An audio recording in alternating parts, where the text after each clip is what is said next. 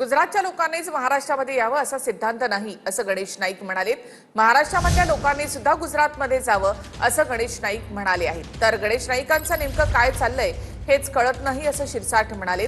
गणेश नाईक एक दिवस भाजपला अडचणीत आणतील असं शिरसाटांनी म्हटलंय। वेल पडले त्या बोटी गुजरात परत पण जातील। जर बुलेट ट्रेन येते तर म्हणजे आमच्या लोकांना तिकडे पण जाऊन बघू द्या ना। काय तिकडे गुजरातच्या लोकांनी ते यावं असं काय सिद्धांत नाहीये। मराठी लोकांनी सुद्धा तिथे गेला पाहिजे, व्यापार उदीम केला पाहिजे। गणेश नाईक हा कोणत्या नेमकं काय चाललंय त्याचं ना तेच कळत नाहीये।